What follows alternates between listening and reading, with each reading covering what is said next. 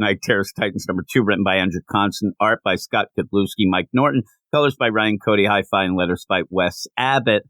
This is a mess. I mean, when you had that first issue, it felt very basic. It was a basic bitch issue. You end up having, oh my God, I see the nightmare that is me. I got to fight it. And we had this girl that immediately everybody said, oh, it's not Donna Troy. Who is it? That one of the biggest things I thought was a mistake was having that girl look like Donna Troy. But then she's nobody. We didn't know.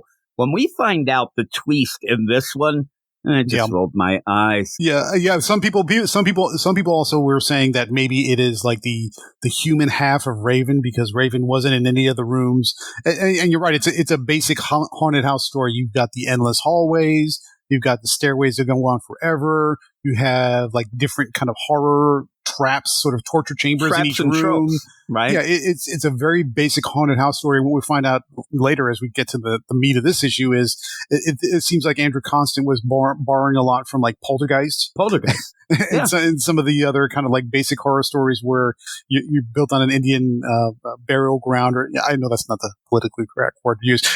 I see what he tried to do, but the execution just flopped. It just didn't pull off. Well, and here's the problem. And again, it's the Titans Tower was built on the sacred land of the Fur Pay prison, right? and that doesn't really work well. Now, I do like the idea of, a prison. We have a prison right near us that is a big, Halloween attraction where people go and walk through, because the idea that there would be a lot of anger and pain in a prison. Obviously, a lot of times when you get these haunted house and haunted building stories, a lot of times they're going to be asylums, they're going to be prisons, even some that'll even be schools, like stuff like that. There'll be structures where like the bricks and the wood kind of absorbed all that negative spiritual energy.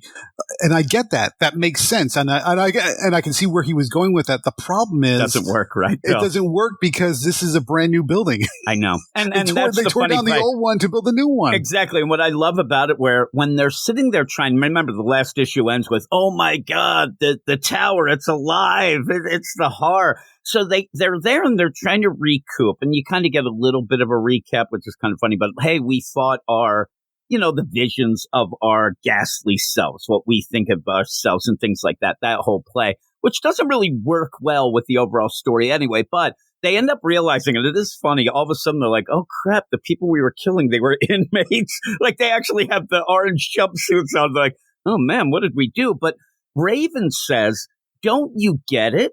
Our home was once a prison. Once a prison? That was 2 weeks ago. That's one of my biggest problems. I mean, they are barely there after the construction of this tower, which went up in a weekend. It's ridiculous because the new Titans Tower has only been there for, in common time, a few days or a week or two. That was, again, that's another book that got interrupted from Dawn of ZC. It's Taylor's run on Titans. They've only been in there for one issue. That's it. And it's a completely new construction, because if you remember from what happened in Nightwing when Heartless came in and he released everybody, there's nothing left. It's a plot of ground. So if you're telling me that the negative prison energy for being so in other words, the spirit of commercial corruption seeped into the well water. Okay, sure. And the thing is, I even had an issue, because that was Nightwing #100, where we had a lot of the prison thing, and Tom Taylor, who's Australian, was going big for this prison for profit deal, which isn't quite that big a thing in the United States. Not that I'm saying the United States is the be-all, end-all, but a lot of people reading it would be that. That's a big thing in Australia.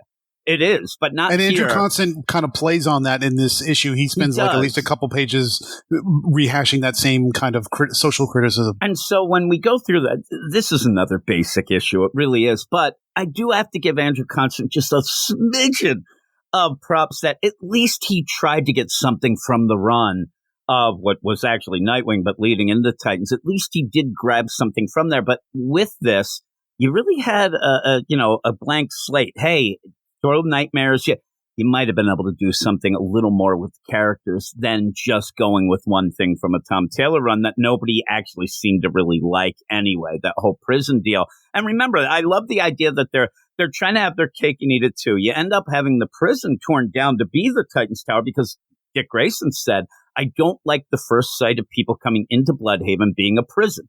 I want it to be a look of hope in this tower.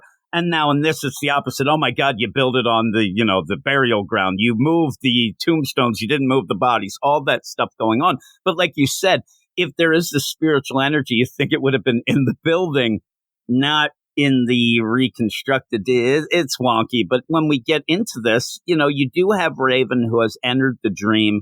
She seems to be protecting them on the outside, which doesn't seem like they really need that much protection. With her soul self in the dream, she says, I'm having problems myself getting out. We have to figure out how to get out. I thought it was going to be more of a play. If you're doing a thing with a prison, you have an idea of, oh my God, the prison for profit. And they even say it. You said, Andrew Constance says, this is where innocent people, and again, most of the time when you have a prison, I'm like, oh, these people have to do something to get in. But it's like they had done their time, but they extend it to make more money. And they, all that. I thought there would be more of a play of now with the Titans trying to get out, almost playing into that. They are prisoners, but I never got the idea of, oh my God, this is just like a prisoner in that prison when it was there that they couldn't get out and they wanted to do this. Maybe you could have played into something where it was like, you have to pay a sack. I'm just saying just random things, but to get out, you have to pay with something. You have to pay. But now they're just kind of hanging out talking. Yeah. So the problem that we have with part of this issue is most of these prisoners that were giving off this negative energy that eventually seeped into the well water or the soil, or I don't know, call the EPA, got to figure that one out. They were all put there by Nightwing because this is Bloodhaven. He put them there in the first place, and he doesn't even show up in this book. So I understand he has his own separate title. It makes sense that they need to be separate, kind of, but not exactly. But yeah, they're all fighting against a system that Nightwing helped. Maybe he didn't create it, but at least he helped propagate it. And he didn't do it. And the only time he really said, okay, we're going to clear this out and build a new tower is when Heartless actually blew up the building in the first place. He just took advantage of the situation. He wasn't doing anything to make that system any better than it already was. The funniest thing, and again, this isn't a Nightwing review, but in issue, I believe 99, before that 100 that went into this prison stuff, you ended up having Tony Zuko and the Hold and things that we'll finally get back to, I think, when we get out of this Night Terrors. And the Hold was going to take Tony Zuko. And Dick Grayson said, no, you can't do that. We need to use the system. We need to, and Tony Zuko ended up in this prison. So it made Nightwing just feel like a flip-flopping dupe. And in this, maybe the play could have been not that the evil spirits of the prisoners are trying to get at them. Maybe it was like, they don't have a home now. These spirits, they've been displaced. Maybe they could have played the idea. I know it's not as much of a horror, but to actually make a place for these displaced spirits that had been mistreated, as they say. Instead, you're just going to deal with this idea that this girl is the tower. She ends up being like, that's the twist. Don't you get it? You're the tower. You tried not to give your name. What's your name? And she just starts naming off prisoners, and oh my God, those are prisoner names. I don't believe it. I'm the Arkham Tower. I'm the now Titans Tower, which again, how does that make sense? Because she's the prison. It's all wonky, but this is the play that they're going to go. And I swear to God, later on in the run of Titans, if they start talking to her as the building, I'm going to be like, this is we've bullshit. We've already seen it at the very end. The doors sort of magically open. It's like, oh, now the building is alive. Now it's like that. Now it's like the House of Mystery or something like that, where the building is alive, and it makes no sense. And again, in Titan's time, they've only been in there for a few days. How are they in there long enough to create a whole new sort of split personality that's positive to match off the negative? It doesn't make any sense. And in that, it could have been the idea, like, I know that a lot of the things that went on in the building were bad, but it was me, and now I'd been destroyed. And it's not like they ended up wrecking the prison and then like grabbing 2x4s and rebuilding Titan's Tower with the actual materials that were made either. And the way that it went up, I swear, I said it was Atlantean technology. Those guys can get things up quick. But in the meantime, they have to fight through, a second wave of their nightmare creatures, which Beast Boy says, oh, it's the sequel. Better special effects, but not as good. I'm like, yeah, it's not as good. You're right, Andrew Constant. I don't know why you're saying this, but this is kind of bullshit, right? And so what do you get from this? It's terrible.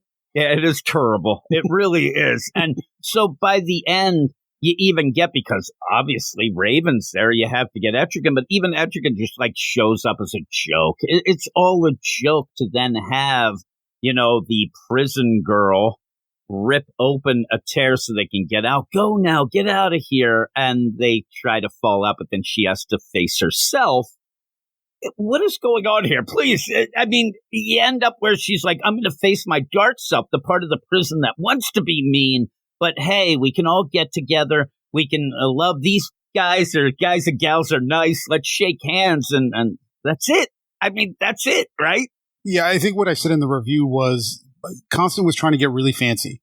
He was trying to create some sort of existential threat that you had to think about yin and yang and dark and light and trying to do all this stuff. And it doesn't work because the timing doesn't work. The place let's make it even worse. So we already know from one of the other tie-ins from the Superman #2 that the way the Nightmare Wave works is by sound. I know. That's how we figured out how people are falling asleep. So how does a building fall asleep because of a sound wave? How does a building does it hear? Does it hear? And they try to make it seem like, certain structures, they get a life of their own. He tries to fudge it in, but again, I'm sure that nobody told him how this was meant to be in the rules, because we didn't even know the rules. And when you ended up and you said, when we find out that the Elanians are able to not be affected because of their inner ear, and it seems like a sound thing, that threw all the shit out. Like all these rules, and that was a Joshua Williamson book. And yet everything got thrown out. So yeah, I guess this, building could hear. It heard the thing, but it heard it. But so why wasn't Raven affected? Because of magic? Why does that change how she hears? Yeah, does the magic protect her ears? I don't. Maybe the more you dig into it, the more crazier it makes you. It just makes you crazy. People have told me that we can't rely, don't look too far into it. I'm like, how can you not? Especially when you're reviewing it. At one point, Raven says, well, Magic and some other people, they weren't affected, but just as a throwaway line. And so at the end, really what this story is, which is hilarious, because the Titan stuff is basic. Beast Boy's fighting a darker version of Beast Boy, right? That's nothing. You have Cyborg. Oh my God, another Cyborg. It's about this building and this girl. And by the end, I'm like, I kind of would have liked more Titans and maybe progress something with those characters. But again, this is also the problem when we talk about all the problems of Night Terrors. Jeremy Adams doing Green Lantern. He's doing the Green Lantern book. So what he did, and you even pretty much alluded to why I really like the Night Terrors team, Green Lantern, because of the idea that in the 2 issues or so of the Dawn of DC book, a lot of people thought Hal's a little creepy. He's acting immature. This isn't really Hal. Then you get to Night Terrors, and boy, all of a sudden we get Hal. And hopefully that builds from that into the story. But when you have Andrew Constant, who's never going to be writing any of this stuff, the big thing that he wrote in the past was an Etrigan miniseries that sucked. I remember me, Eric, and Reggie reviewing it. It was not good. He's not going to be doing so. He probably isn't allowed to do much. Is that the one? Is that the one where Etrigan is a rapper? No. Okay, that was awful. I think that was the one, Black Label. This was like in 2017 or so. It just was trying to give you a little, play with Etrigan. It was not good. The rapper Etrigan, though, it made me giggle. Oh, that was ridiculous. That might have been Batman Damned, actually, when one of the issues. I think you're right. But so here's why.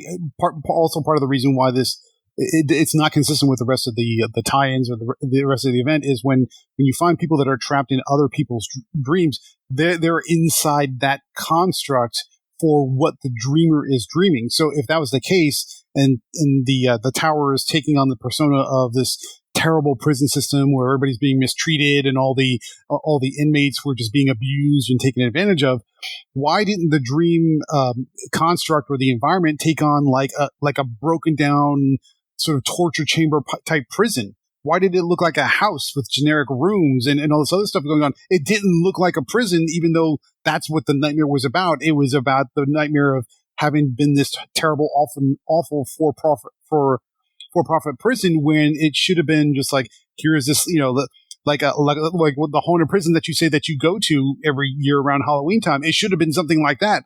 And then the Titans had to find their way out.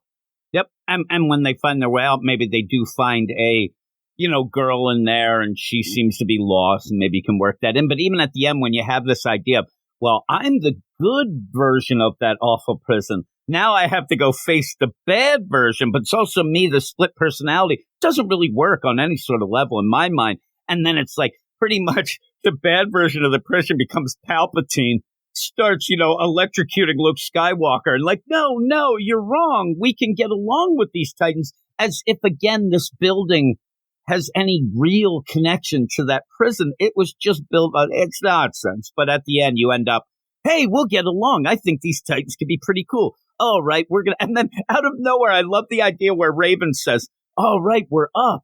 And she wakes up last, which kind of made me giggle. But then she like, hey, we're all accounted for thanks to you. No, thanks to Joanne.